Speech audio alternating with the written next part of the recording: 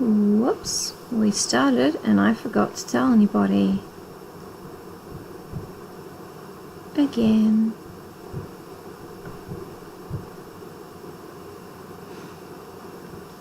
I have to collate these into like one thread.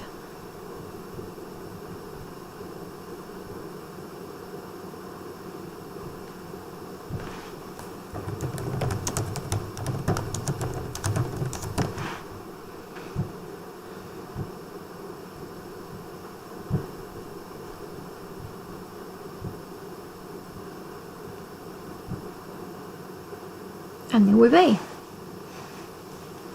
Which is good because I actually need time to look up the story on my phone. It's here somewhere.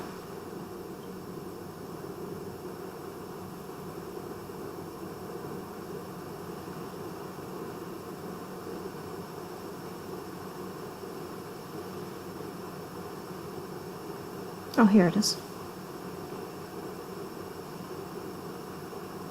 That didn't take too long.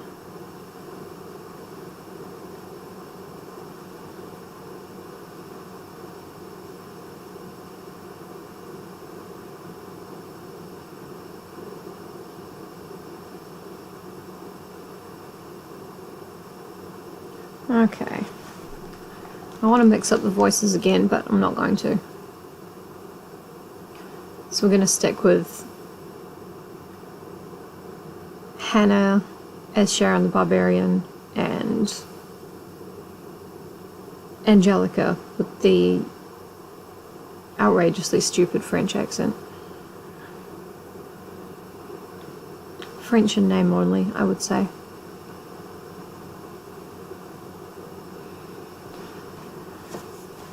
Oh, God. Right. Yeah, and then we'll recap. And then we'll get into it. Hi, Jessie, how are you? I haven't really started yet.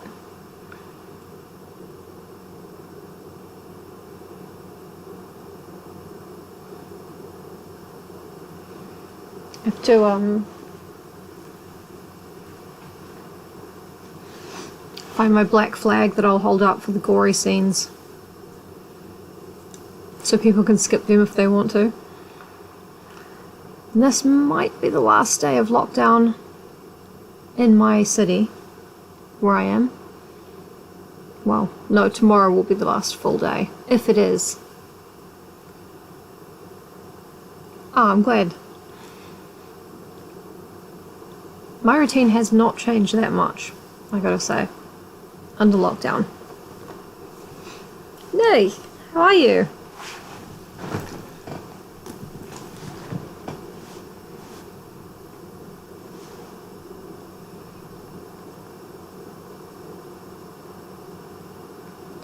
I have to sit up a little bit because my desk arrived. Well, desk is a bit of an exciting word for it, but it's like that much taller than my usual little place. Yes, I'm fully vaccinated as of last week. Last week or the week before, can't remember. But yeah. Lucky for me. Very, very worried about everyone I know who isn't.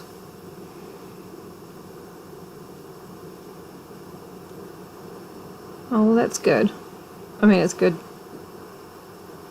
to have something to do. I have plenty of content, like creation shit to do, but I haven't been doing any of it, so.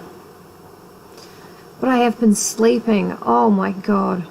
I took an official break from therapy and I've just been sleeping 8 hours at a time, just deep sleep, and it's been amazing. I've been having naps during the day, 5-6 hour long naps, sleeping all night. It's been incredible, actually. Whoops. That's right, I meant to take these before I started.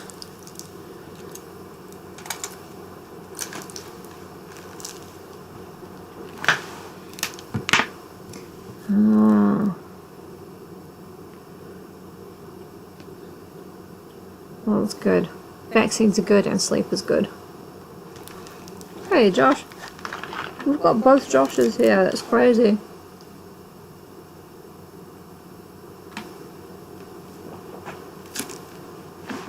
It's not crazy, it's something that usually happens.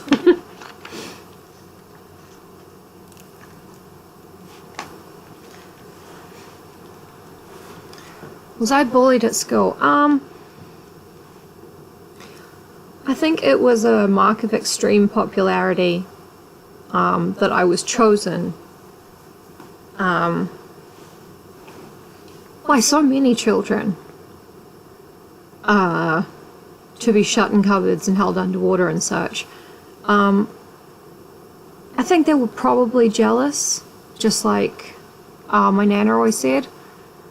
Even though I don't know what was stopping them from wetting themselves on the swing set. Like, it's not hard. So, was I bullied at school? I mean, technically and factually, yeah. Yeah. But, I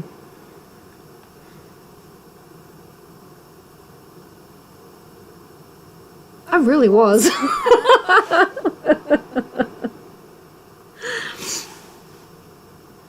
Hey, what's up, Danny, John?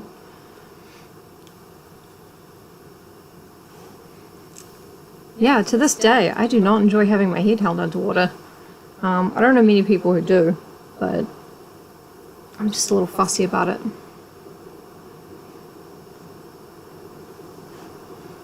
The two Joshes are here. We've got, oh my god, we've got everybody, that's crazy. Okay. The recap. Yesterday. Not yesterday, the same day in the Fear Street universe.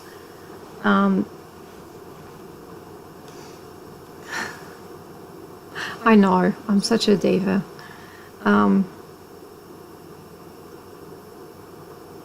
Shit, what was I saying? Recap. You've been gone a long time. How much do you need recapped? Okay, so the two girls. Okay, well, you remember Simon Fear? Simon, I'm so great. I'm gonna sneak into the party and murder all of the, No, they have not passed Blackadder Goes Forth times. They're in just after the Civil War times. American Civil War, not our one. I mean, England's one. Yeah. Well, Lucy. They, so Simon Fear has 2 daughters and 3 sons who aren't very important.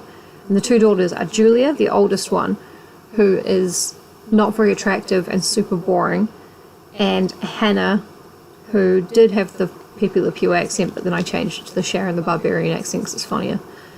And Hannah is like super hot, and she's great at being a hostess and everything. And Simon likes her way better than Julia. Angelica's gone a bit mental, and she just stays in her room reading the tarot all the time. I know, there's lots of names. And there are the 3 boys who are younger, who are Robert, Brandon, and Joseph. And they just kind of exist, you know. So they've engaged a new maid at the house who's got red hair, and her name's Lucy. But when she signed her name in the servants' register, her surname was Good. I know, I wasn't expecting that either. So a bunch of shit happens, like Hannah found a snake in her bed, and she found a bit of glass in her shoe, like a big bit, and cut her foot up on it. What else happened? Lucy broke Julia's bowl that she'd made because she's into clay. Yeah, the boys were blamed for putting the snake in the bed, yeah. But Julia, the plain girl, is convinced that it's Lucy. And this generation doesn't know anything about the fear-good conflict. Simon hasn't told them shit.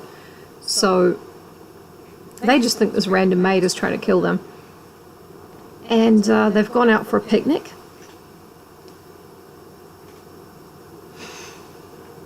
I know, it's like, what? Oh, shit. So they've gone out for a picnic, and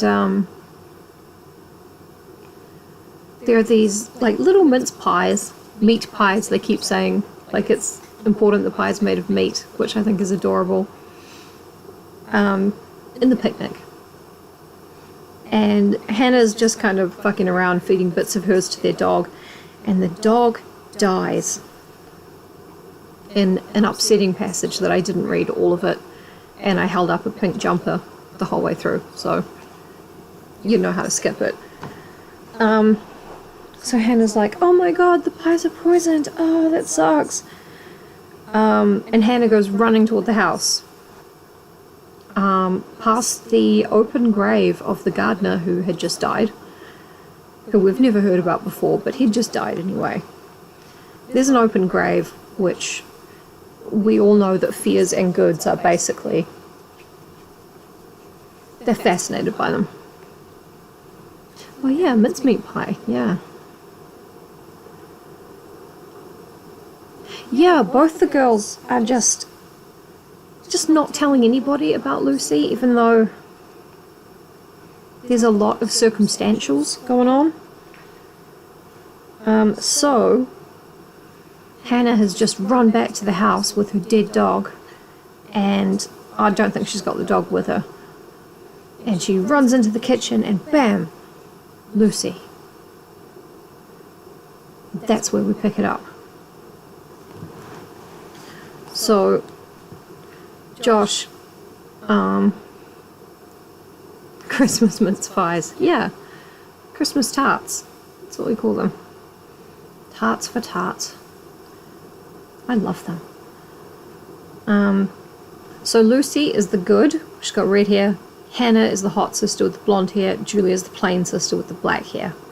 That's all you really need to remember. Chapter 17. The sunlight washed over Lucy as she stepped towards Hannah. Her orange hair was secured tightly with in a bun, her eyes locked on Hannah's. Far out, Lucy! Why'd you poison us? Hannah blurted out, panting for breath. Why? What? Lucy's mouth dropped open. Don't play fucking innocent, Hannah cried angrily. Why'd you poison our lunch? Random. I have no idea what you're talking about, miss, Lucy replied, turning up her sharp nose. You's murdered my dog, Hannah shrieked, in italics. What is all the noise in here? Mrs. Mackenzie bustled in from the hallway. Hannah, what is the matter? The housekeeper asked with concern. Far out, Lucy tried to poison us, Hannah cried, pointing at the maid, who took another step back. She poisoned the fucking pies. Always blowing the pie. What? Mrs. Mackenzie narrowed her eyes at Hannah. What are you saying about meat pies? The meat pies for your picnic? Yeah, Hannah cried. Far, they was poisoned. Lucy's been trying to hurt us since she arrived. And today... No! Lucy screamed, interrupting. No, you are telling lies, miss. Safer communities together, exactly. Ignoring her protest, Hannah turned to Mrs. Mackenzie. Far, I gotta get me dad. He must know at once. Lucy poisoned the pies. No, she didn't, Mrs. Mackenzie said firmly, placing her hands on the sides of her long apron. What? Hannah had started to the door, but stopped short. As I am a witness, Lucy did not poison the pies, Mrs. Mackenzie repeated, frowning, her round cheeks a bright pink. Lucy had nothing to do with your lunch, Miss Hannah. Your sister Julia prepared the lunch.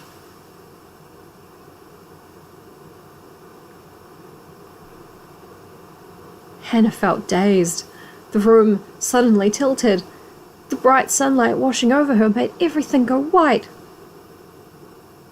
Julia? Miss Julia made the pies, Mrs. Mackenzie insisted.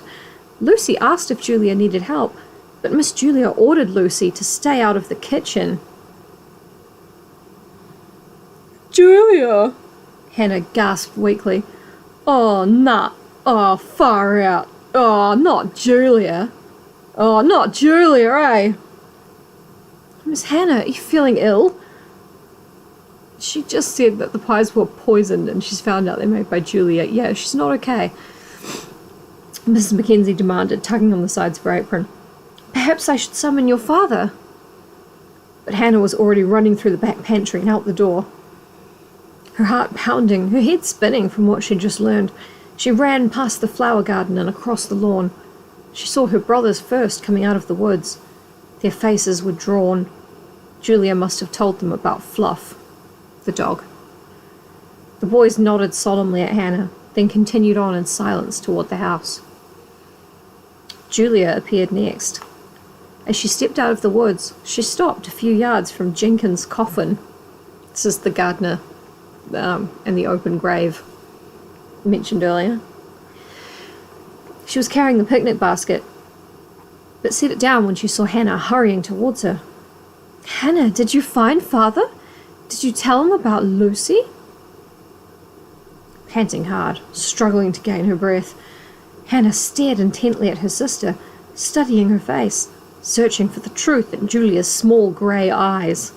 She's so ugly and so boring. Far out, Julia! It was yours! Hannah finally managed to choke out. As she stared back at Hannah, Julia's eyes turned cold and ugly and boring. She nodded. Far yous tried to poison me, Hannah accused, her voice just above a whisper. Julia didn't deny it. She stared back, emotionless, her expression a blank. Why, Julia? Hannah demanded. Why? Well, I hate you, Hannah, Julia replied quietly and calmly. I want you to die. But why? Why? Why? Hannah shrieked. She realized she was more horrified by Julia's coldness than by her action. Well, why should you be the hostess? Julia demanded, her black curls falling forward. She made no attempt to push them back. Why should I not be the pretty one, the charming one? Why should I not be Father's favourite? Why should I not take Mother's place? I am the oldest, and the smartest, and... Yeah, I'll make her say Struth. I don't give a fuck. Her normally pale face was scarlet now, still ugly, still boring. Her eyes burnt into Hannah's. Her shoulders trembled. Julia's hands were balled into tight, angry fists at her sides. Hannah shrank back, suddenly frightened. Oh, Struth, Julia, it was you. You put the snake in me bed. You put the glass in me shoe. You. Hannah's terrified voice caught in her throat. Julia didn't deny it. I wanted you to be scared, I wanted you to bleed, and I want you to die. With a furious yet boring cry, Julia attacked Hannah, leaping onto her, wrapping her hands around Hannah's throat. It's going to hold up something for violence here. If you're worried about R.L. Stein's depiction of violence. With a furious cry, Julia attacked Hannah, leaping onto her, wrapping hands around Hannah's throat. Startled, caught completely off guard, Hannah stumbled and fell backward. Ow!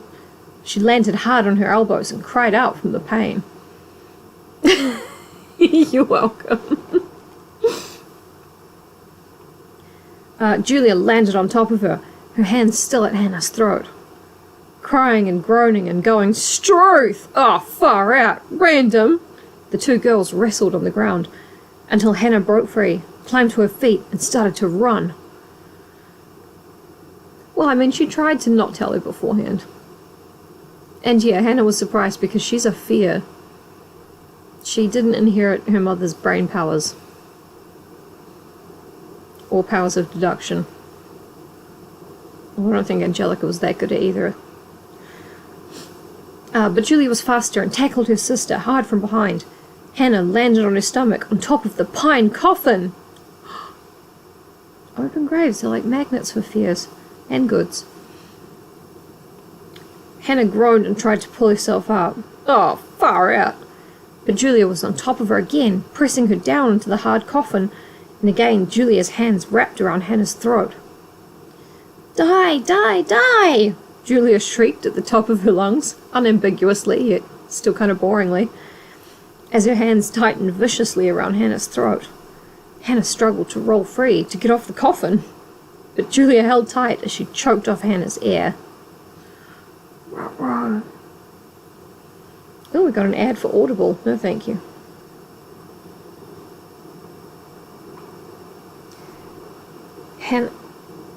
Chapter 18. Hannah gasped for breath, thrashing her arms frantically, trying to grab Julia and push her away. But Julia was too strong, too determined. Hannah felt herself weaken, felt her muscles go slack, felt her body surrender. Everything went bright red, blood red, then bright white. Hannah found herself sinking into the white nothingness. Far random, she thought. And then, miraculously, Julia's hand slipped away from Hannah's throat. Hannah stared up at the white sky. Colour returned slowly. She took a short breath, then another. The air made a whistling sound as it entered her lungs. Oh, fuck! Julia thinks I'm dead, Hannah realised. She believes she's fucking murdered me. That's why she's released me bloody throat. Hannah sucked in another breath of air. A sound in the woods behind them caused Julia to turn her back. Was there someone there? Had someone seen them? No, it was only a deer scurrying in the underbrush. Julia bent over, hands on her knees, panting loudly. She thinks she's fucking murdered me. The words repeated in Hannah's mind, turning her fear to anger. With a burst of strength, she rolled off the coffin and landed on her feet. I guess the coffin's not in the hole yet. Sorry. Hannah stood unsteadily, the ground swaying beneath her. You're alive? Julia cried boringly, spinning around, her eyes wide. She recovered quickly and lunged at Hannah. Hannah grabbed the first thing she saw. Hey! Turns out Julia made the poison pies. And she thinks she strangled Hannah to death on top of the gardener's coffin. She hasn't. And Hannah grabbed the first thing she saw, the heavy iron shovel that had been used to dig Jenkins' grave. As Julia leapt at her, Hannah cried out and swung the shovel. Oh, far out! It made a metallic clang as it slammed against Julia's head. Julia's eyes bulged wide. Then they rolled up in her head as she dropped to her knees. Blood spurted from her nose and flowed down her chin. Finally, she dropped face down onto the grass. It was so gross and yet still kind of boring.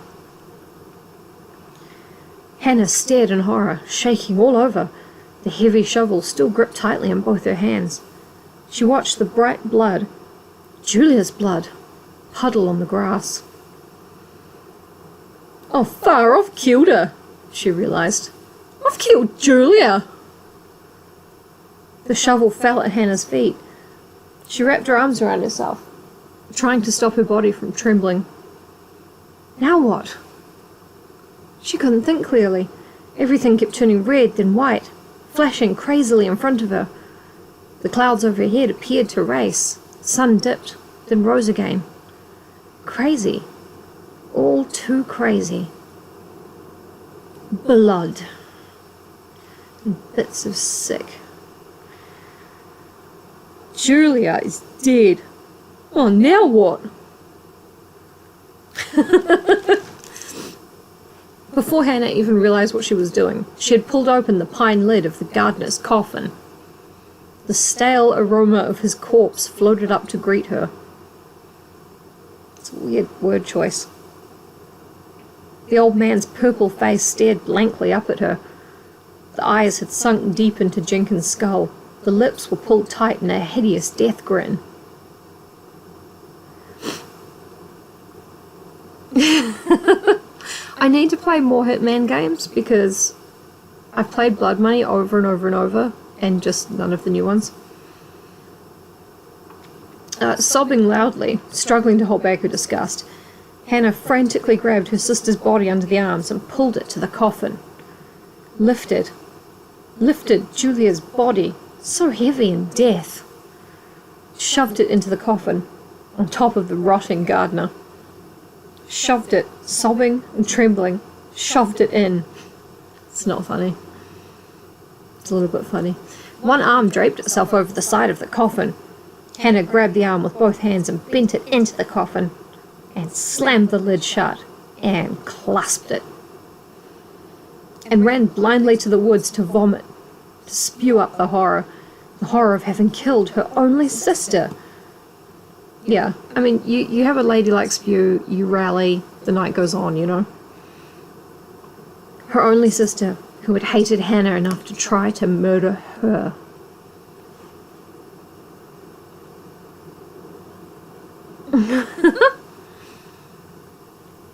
Choking and sobbing, Hannah clung to the cool trunk of the tree and waited for her mind to clear, for the ground to stop swaying, for the lights to stop flashing in her head.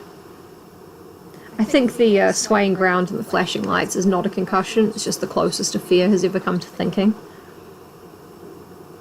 Hannah was still at the edge of the woods, still clinging to the solid tree trunk, when the small party of mourners gathered around the freshly dug grave to bury Jenkins. Her cheek pressed against the smooth bark, Hannah watched the dark-coated minister, Bible in hand, say a few words over the coffin. The mourners, servants from the house, and a few people from the village bowed their heads as the minister spoke. Then Hannah saw the strongest of the men step forward to lift the coffin into the grave. They struggled for a moment, surprised by the weight of it, and then, working silently together, they lowered the box into the ground and covered it with dirt, using the same shovel Hannah had used to kill Julia. Julia's in the ground now, Hannah thought, watching the members of the small funeral party walking slowly toward the house. Julia's in the ground with Jenkins! That is pretty random, you think about it. Hannah stayed in the woods a long while. I don't know, I think the servants are just like, oh, this family kind of sucks, just let them get on with it. Like, it's not important.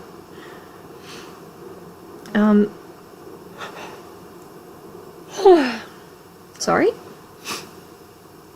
I don't know, I killed Julia. Oh, I killed Julia. Random. Hannah stayed in the woods a long while. When the sun began to lower itself behind the trees and the air grew evening cool, she wiped the tear stains from her cheeks. Then she straightened her dress and slowly walked back to the house. As you do. They must have been far enough from the house. Like, I think they said earlier the grounds were kind of huge or something. There appears to be a forest included. It's not clear where they live exactly. Where's Julia? Simon asked. Hannah pretended not to hear the question. She was slumped in a chair in the corner of the sitting room, watching Brandon and Joseph toss a small ball back and forth in front of the fire. Yeah, the servant's like, well, you know, quel dommage. Quel fromage, as they say. I have not seen her father, not since our picnic in the woods behind the house, Brandon replied, bouncing the ball gently to his little brother. Maybe she's still outside, Joseph said, missing the ball and scrambling after it. Can you two not find a better indoor activity? Simon scolded sharply.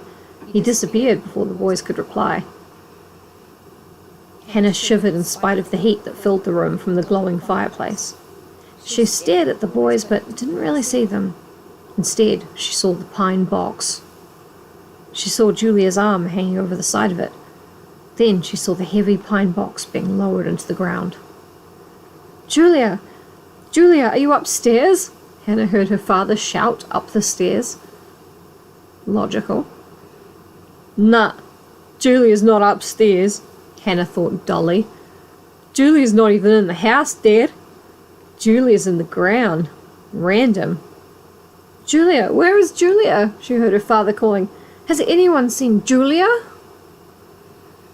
Honestly, if Simon had shown this much interest in anything Julia did throughout her life, she might not have done all this weird shit. In fact, she probably wouldn't have.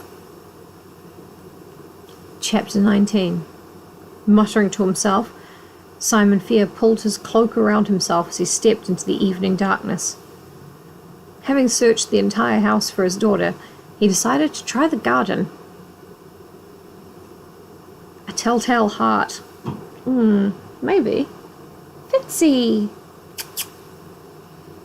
You did it. Oh, you're not Fitz, you're Flora. But you still did it. Wait, are you Fitz? Yeah, you're Fitzy. Hello, boy. One of them is behind the curtains. It's Fitz. He found his way out. I'm so proud of him.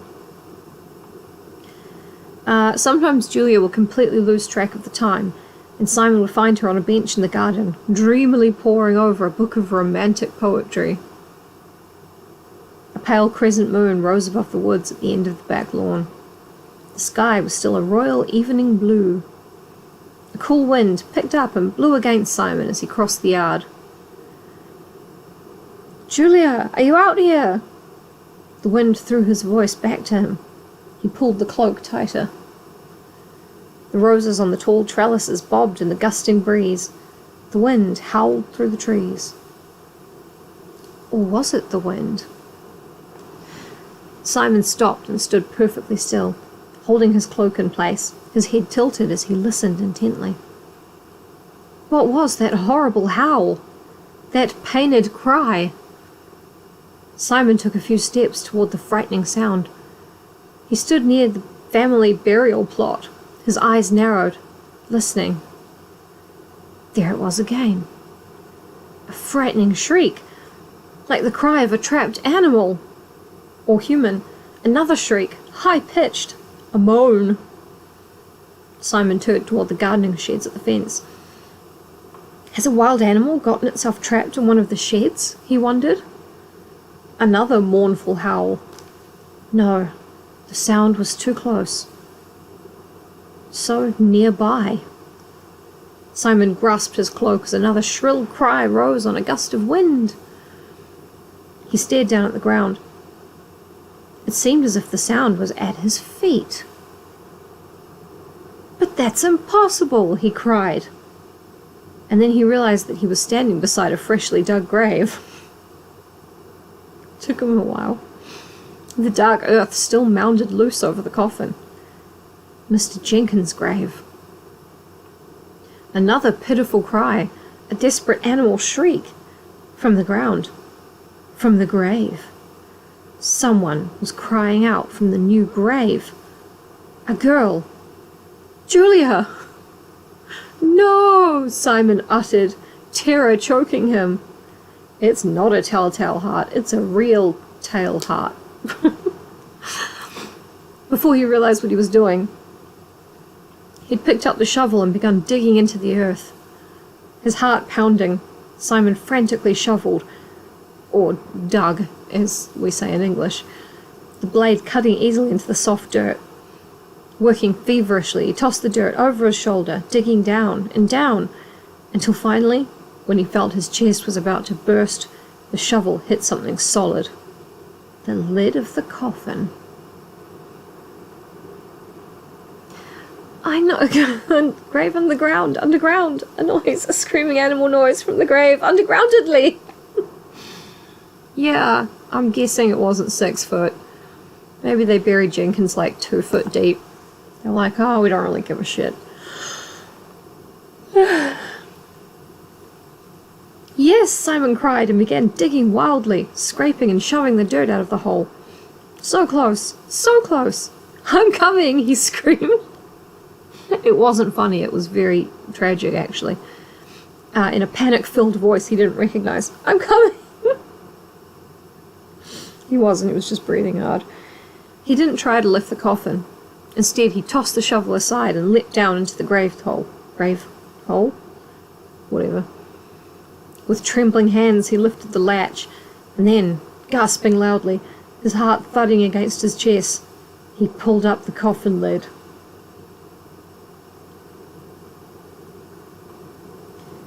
Chapter 20. Julia! Yeah, who else? Simon cried out when he saw his daughter sprawled on top of the gardener's corpse. Look, every little rich girl has been caught by her daddy with the gardener's corpse. It's just a thing. I don't know what they get out of it. Her black hair had fallen over her face. He brushed it back gently, his hand trembling, loud sobs escaping his throat. Dead. She was dead. So pale. Her face was locked in a grimace of terror, her lifeless eyes wide. Dried blood was caked over her nose and chin. She died the second he opened the coffin. That's ridiculous. Whatever are you doing here? Julia, this is the most boring thing you've done yet. Go to the table. No! The howl erupted from Simon. It echoed against the dark walls of the grave he had opened. He gaped in horror at his daughter. Her fingernails were torn and bloodied. Simon saw long scratch marks along the inside of the coffin lid. Buried alive, he realized. Julia was buried alive! The wind howled above him. He gazed up at the sliver of pale moon. He couldn't bear to look at her any longer. She was so plain and so boring. Who? He cried, scrambling out of the hole, scrabbling over the soft dirt, his arms thrashing wildly. Who did this? Who? Yeah. This isn't even a good related murder. It's an internal family murder. In the ground, in the grave. Buried. In the underground grave. Back up on solid ground, he staggered toward the house. Who did this? Who murdered my daughter? Not Hannah, the other one. The boring one. Someone murdered her. It was almost interesting. He tossed the cloak to the ground and began to run. The house loomed ahead, a dark blur. The whole world had become a dark blur. Moments later, he stood in the kitchen, struggling to catch his breath, struggling to stop the painful pounding of his heart. Mrs. Mackenzie! Mrs. Mackenzie! He screamed frantically. Where was she? Where was everyone? He grabbed onto a sideboard to keep himself from collapsing. Come on, sweetheart. Something near his hand caught his attention. A long sheet of paper with scribbled words down one side. Scribbled names. The servants' list. Come on, sweetheart. The newly written name at the bottom of the list, the ink still dark and fresh. Lucy Good. No! A wild animal howl erupted from deep inside him. Not a good! Not a good in my house! He is pretending. I know. The medallion has not, you know, if you're on a cost-benefit thingy. Hello, my love. Flora's staring at me, she wants her dinner. Simon truly believed the Goods had vanished from the earth.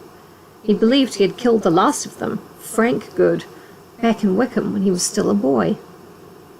He believed that the curse had ended that long ago day, that no member of the Good family could ever threaten the Fears again.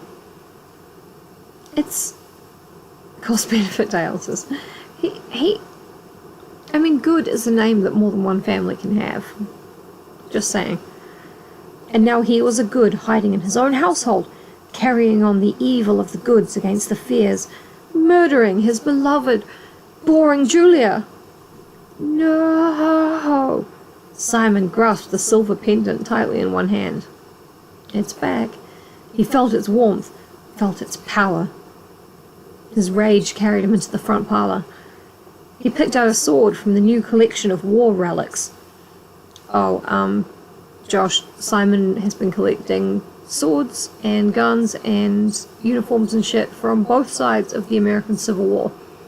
after the war ends.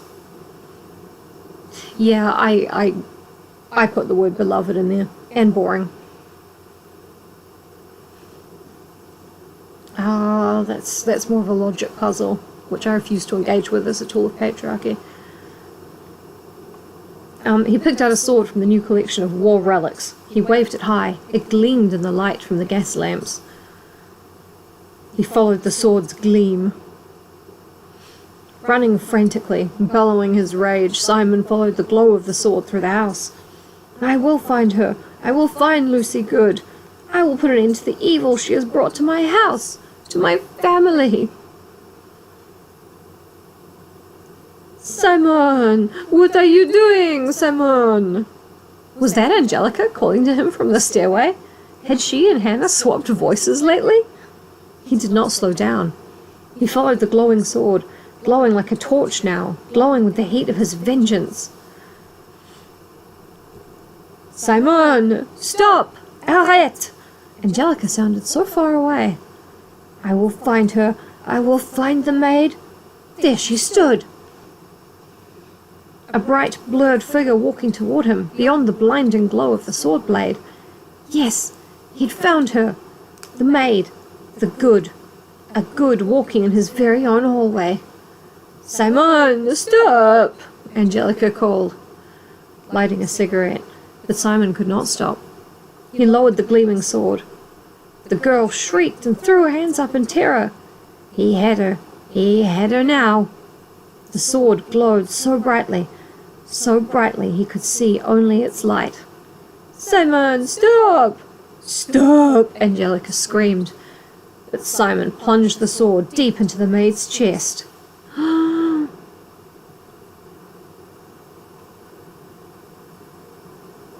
Bum, bum, bum. Shall we read one more chapter, and then we'll finish it up next time.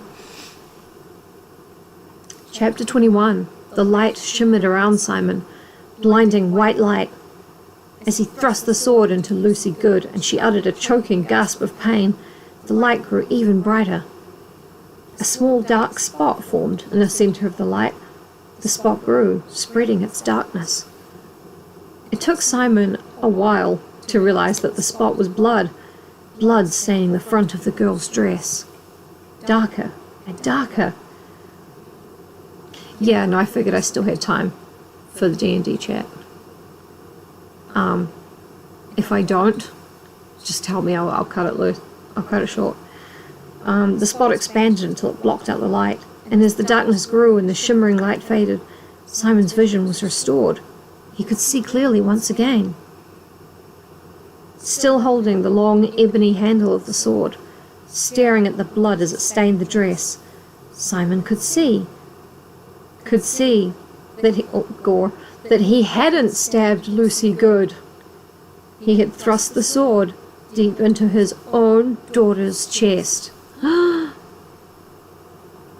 Simon! Simon! Ooh la la! Angelica's shrill cries repeated in his ears, shutting out all other sounds, shutting out his own horrified thoughts. Simon! Simon! Then Hannah fell forward and slumped into her father's arms as his sword clanged heavily to the floor. Oh, Random, I'm dying! Warm blood poured over Simon's evening shirt. Hannah's blood. She uttered a soft moan. Ah! Her lips continued to move after all sound had died. All sound except Angelica's shrill chant. Simon! Simon! Oh la la! Oh, quel fromage! Hannah died in Simon's arms, her head lying heavily against his shoulder, her soft blonde hair brushing his cheek, falling over his shoulder. Hannah dead. Julia dead. Angelica shrieked, her eyes shut tight, pulling frantically at long black hair. Robert held his brothers, remember them, turning them away from the hideous scene before them. Mrs. Mackenzie sobbed against the wall, burying her face in her apron. I thought it was Lucy Good, Simon sputtered. Lucy Good resigned this afternoon, Mrs. Mackenzie replied through her sobs. She could not bear Miss Hannah's accusations, and how boring Miss Julia was. She packed her bag and departed. I know. It is. It's ridiculous, right? It's like a Looney Tunes thing of the one girl trying to kill the other one just over and over, and the dad runs in, ex machina, and just... with a quiet shudder, Simon held his lifeless daughter. It was super sad, you guys. As he struggled to keep her on her feet, they appeared to be dancing, a strange, sad, awkward last dance. Hannah is gone, he realized. Julia is gone. The wonderful part of my life is over. Simon, Simon, Angelica chanted. I tried to hide from it, Angelica, Simon sobbed. I tried to pretend it no longer existed. But the curse that follows the Fear family has found us all today. Simon, Simon, Angelica shrieked behind him. Simon Fear knew that her cries would haunt him for the rest of his life. Part 3, Shadyside Village, 1900, which we will do next time because, you know, I'm late for a thing. That was a good guess though, John. Like, that was almost exactly right. And how is this the curse? This is two girls who hate each other because you parented them wrong. Well, I don't think Hannah hated Julia. I don't think she understood enough to hate her. But yeah, this is not the curse. Or maybe it is. Who knows?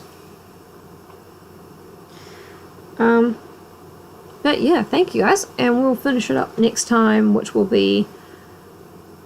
I don't know, question mark.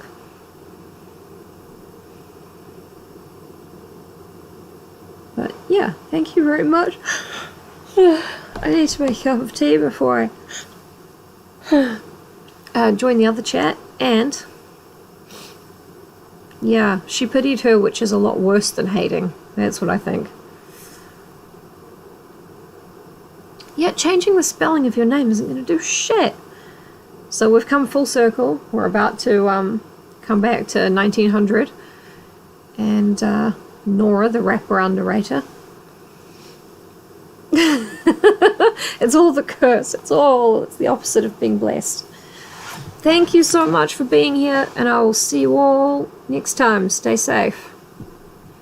And, you know, whatever the other thing.